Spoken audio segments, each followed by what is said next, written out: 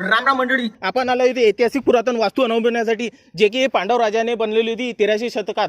आणि हे पांडव कचुरी आहे, पूर्ण पाहू शकता तुम्ही. इथं जर तुम्ही प्रवेशगृहात अंदर गेले तर वर गणपतीची मूर्ती साकारण्यात आलेली आहे. ते सनातन संस्कृतीला दर्शवते आणि हे सर्व टिकून राहिलेलं आहे, स्थापन झालेलं आहे हे 32 खांबावर. आणि तुम्ही उजव्या बाजूला पाहू शकता, उजव्या बाजूला महादेवाचं मंदिर आहे, त्यातच आता हनुमानजीची मूर्ती पण आहे, सर्व आहे.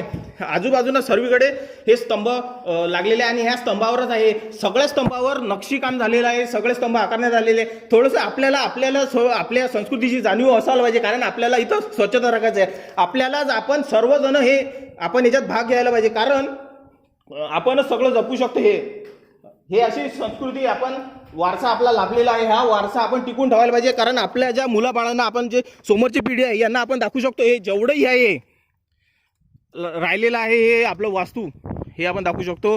आणि तुम्ही नक्की विजिट करा. इथं हे आहे मोर्शी, आणि मोर्शीमध्ये सालबर्डी येते. याच्या हे मध्य प्रदेशाच्या सीमेवर आहे, दोन्ही याच्या मधात येते, एका याच्यात नाही येत, कारण दोन्ही यामध्ये आहे, मधोमध आहे हे वास्तू. आणि आजूबाजूला सर्वीकडे आता थोडंसं इथं मेंटेन ठेवलं की खूप छान होऊन जाते.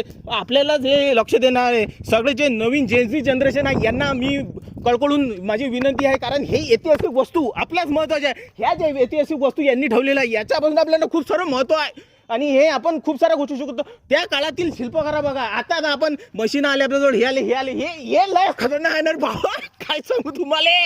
मग नवीन एक्सप्लोर आपल्यापाशी लय अशी हिडन जेम आहे का, हे एक्सप्लोर करू शकतो आपण कधी जात नाही इथं.